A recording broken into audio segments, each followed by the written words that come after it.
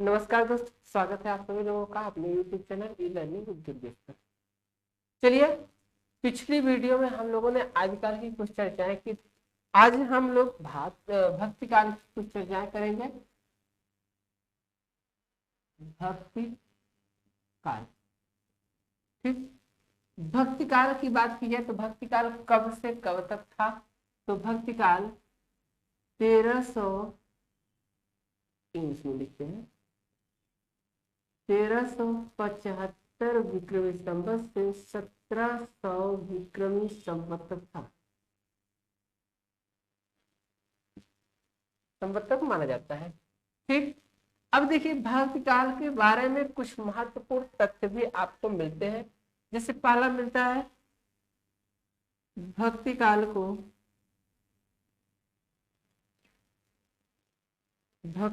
को हिंदी साहित्य का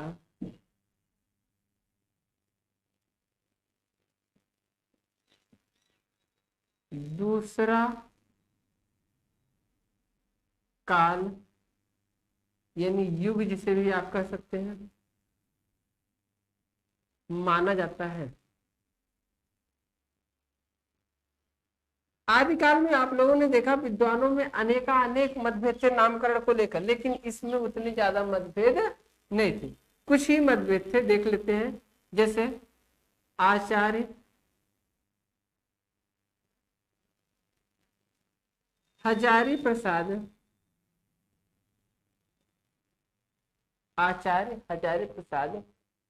द्विवेदी ने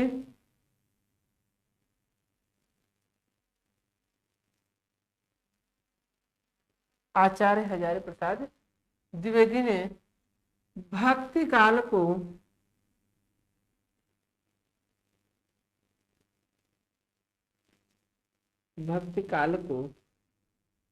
पूर्व मध्य काल, यानी इन्होंने मध्यकाल को दो भागों में बांटा था, एक पूर्व मध्यकाल एक उत्तर मध्यकाल। पूर्व मध्यकाल को इन्होंने भक्ति काल को कहा था और उत्तर मध्यकाल इन्होंने नीति काल को कहा था। तो यहाँ पर वही चीज दोहराया गया कि आचार्य हजारी प्रसाद द्विवेदी ने भक्ति काल को पूर्व मध्यकाल नाम दिया। आपसे अगर क्वेश्चन पूछता है कि आदिकाल को पूर्व मध्यकाल नाम किसने दिया, तो आपको बताना है कि आदिकाल को पूर्व मध्यकाल आचार्य हजारी प्रसाद द्विवेदी ने दिया। दूसरा क्वेश्चन आपसे पूछेगा कि भक्ति काल को भक्ति काल नाम किसने दिया, तो उसके लिए हम बता रहे हैं आचार्य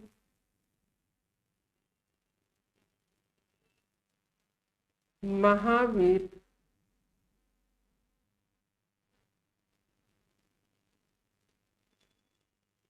प्रसाद द्विवेदी ने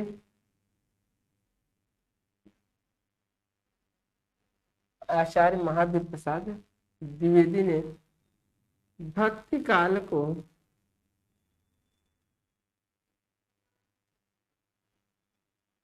भक्ति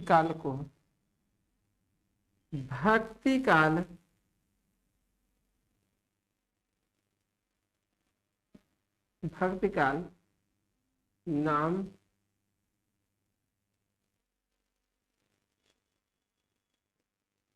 दिया। अब देखिए, आचार्य महावीर प्रसाद द्विवेदी ने भक्ति काल को भक्ति काल नाम दिया। अगला पॉइंट, चौथा, मिश्र बंधुओं ने, देखिए मिश्र बंधु जो थे, मिश्र बंधु तीन भाई थे, ठीक। हाँ, गणेश बिहारी, श्याम बिहारी, सुखदेव बिहारी, ठीक। ये तीन भाई थे। तो यहाँ पर बताया गया मिश्र बंधुओं ने भक्ति काल को, अब आपसे पूछेगा कि भक्ति काल को मिश्र बंधुओं ने क्या नाम दिया, या भक्ति काल को माध्यमिक काल किसने कहा, तो मिश्र बंधुओं ने भक्ति काल को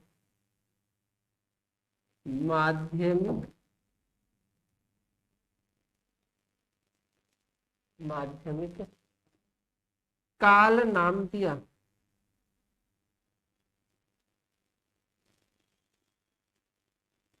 यानी भक्ति काल को माध्यमिक काल नाम किसने दिया? तो मिश्र बंधुओं ने दिया। ठीक, फिर आपसे एक और क्वेश्चन का पूछता है कि किस युग को स्वर्ण युग के नाम से जाना जाता है? तो आपका यही होगा कि भक्ति काल को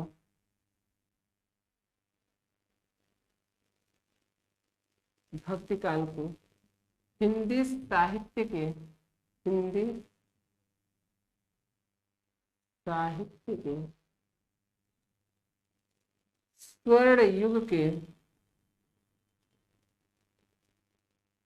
स्वर्ण युग के नाम से जाना जाता है।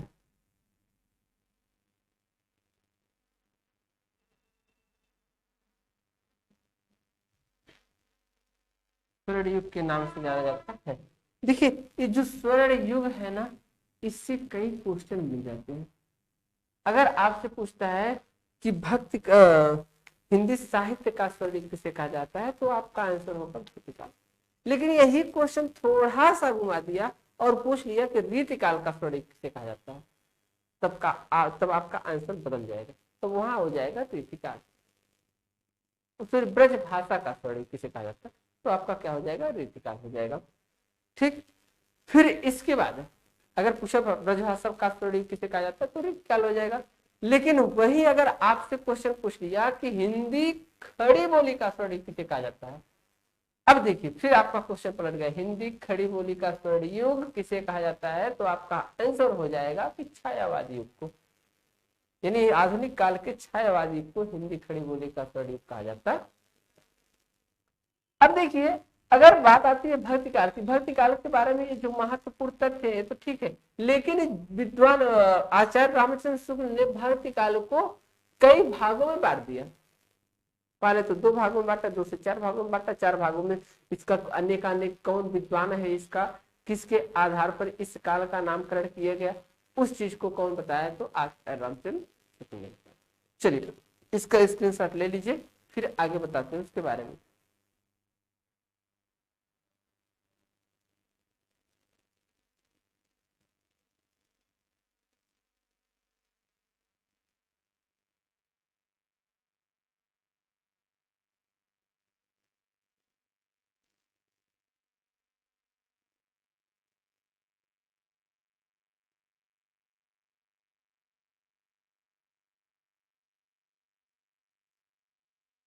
चलिए बात करते हैं भक्ति काल की। भक्ति काल यानी भक्ति पर आधारित जो काल था, वह किससे काल था? भक्ति काल।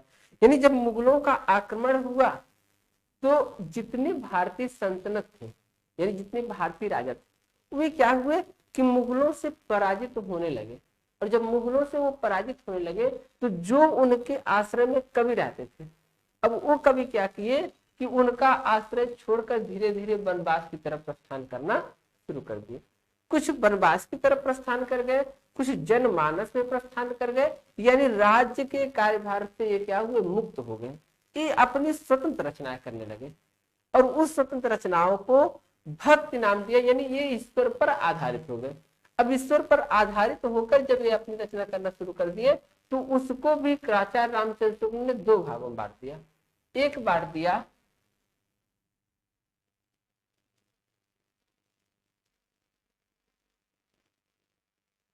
निर्गुण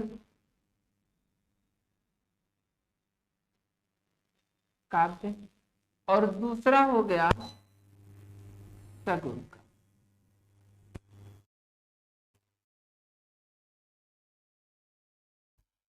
तो निर्गुण भक्ति सगुण,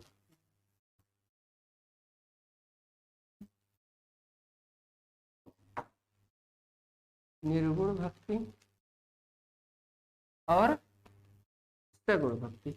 निर्गुण भक्ति यानी ऐसे भक्त हुए जो केवल निराकार ब्रह्म की उपासना कर रहे थे ना, तो उनको किस में इन्होंने रख दिया? निर्गुण भक्ति में रख दिया। और सगुण भक्ति ऐसे भक्त हुए जो साकार ब्रह्म की उपासना करते थे, अर्थात भगवान राम या कृष्ण की उपासना करते थे, उसको इन्होंने किस में रख दिया? सगुण भक्ति में रख दिया। ठीक, अब देखिए निर्गुण भक्ति और सगुण भक्ति को इन्होंने क्या किया? पुनः दो खंड कर दिए।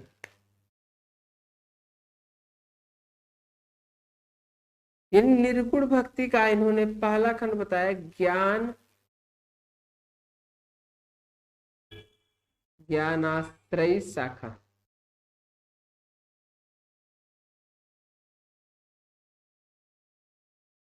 यानी पहला इन्होंने ज्ञानाश्रय शाखा दिया, यानी ऐसे भक्त हुए जो केवल ज्ञान पर आधारित होकर निर्गुण भक्ति की उपासना करते थे, उसे इन्होंने क्या नाम दे दिया? ज्ञानाश्रय शाखा नाम दे दिया। फिर कुछ ऐसे भक्त हुए जो प्रेम पर आश्रित होकर निर्गुण ब्रह्म की उपासना करते थे, उसे इन्होंने क्या नाम दे दिया? प्रेमाश्रय शाखा।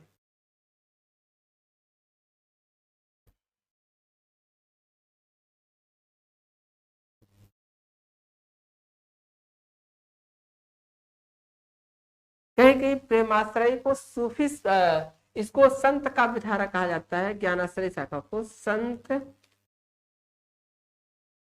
का विधारा, इसी का नाम है संत का विधारा, और इसको कहा जाता है सूफी का विधारा।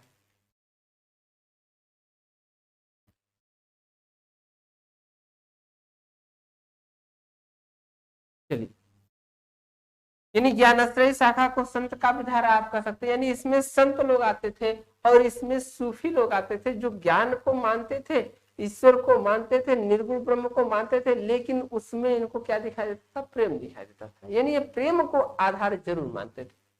ठीक, अब देखिए, इन्होंने सगुण भक्ति को भी कितने भागों में कर दिया? दो भागों में विभक्त कर दिया। ठीक, एक भाग को इन्होंने नाम दिया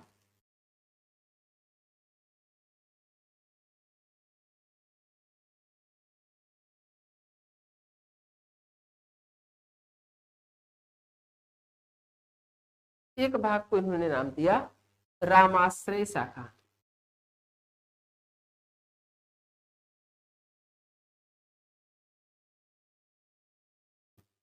दूसरे भाग को इन्होंने नाम दिया कृष्णाश्रयी शाखा। यानी कुछ कवि ऐसे हुए जो राम को आधार मानकर अपनी भक्ति परक रचना करते थे, उसे क्या किए? इन्होंने रामाश्रय शाखा नाम दे दिया। और कुछ विद्वान ऐसे हुए जो कृष्ण को आधार मानकर अपनी भक्ति परक रचना करते थे, उसे इन्होंने कृष्णाश्रय शाखा नाम दे दिया। यही दो शाखा नाम दे दिया इन्होंने, रामाश्रय शाखा, कृष्णाश्रय शाखा। इसे राम काव्य धारा भी कहते हैं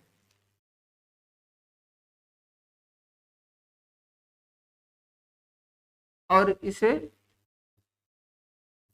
कृष्ण काव्य भी कहते हैं। इसमें राम से संबंधित रचना होती थी, इसमें कृष्ण से संबंधित रचना होती थी। दोनों अपने अपने युग के लोक नायक कहे जाते हैं। यानी द्वापर के लोक नायक कौन थे? भगवान श्री कृष्ण। और त्रेता के लोक नायक कौन थे? भगवान श्री, दोनों लोक नायक कहे जाते हैं। ठीक, अब राम के अंदर 14 कला था तो कृष्ण के अंदर 16 कला विद्यमान थी। ये सब अभी जब आप पढ़ेंगे तब आपको बताएंगे, जब राम के बारे में बताना शुरू करें तब बताएंगे, जब कृष्ण काव्य को पढ़ेंगे तब बताएंगे। अभी हमें यह नहीं पढ़ना, अभी तो हमको इसके बारे में देखना है। ठीक, चलिए अब देखते हैं, जो यहाँ पर ज्ञान आश्रय शाखा था, शाखा थी, इसका महत्वपूर्ण कवि इन्होंने किसको माना? कबीर को माना, कबीरदास। यानी निर्गुण काव्य धारा के जो ज्ञानाश्रयी शाखा का सबसे प्रमुख कवि हुआ, वह कवि कौन हुआ? आपका कबीरदास हुआ, बनारस के रहने वाले कबीरदास जी। ठीक, इसके बाद जो आपका प्रेमाश्रय शाखा हुआ यानी सूफी काव्य धारा हुआ, इसका जो प्रथम कवि क्या बोलते महत्वपूर्ण कवि इन्होंने माना, वह थे मलिक मोहम्मद। मलिक मोहम्मद नहीं, मलिक मोहम्मद है।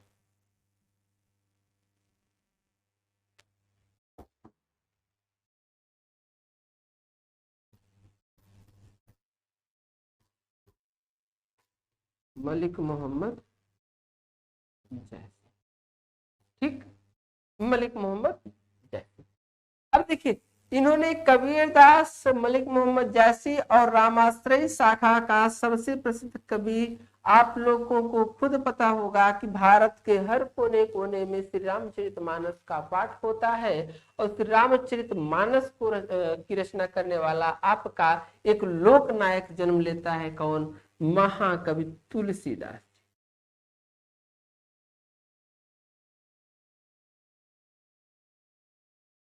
यानी रामाश्रयी शाखा का जो कवि इन्होंने माना वह तुलसीदास को माना। ठीक, फिर कृष्णाश्रयी शाखा का यानी कृष्ण कीर्तन का जो कवि माना, उन्होंने किसको माना? सूरदास को माना।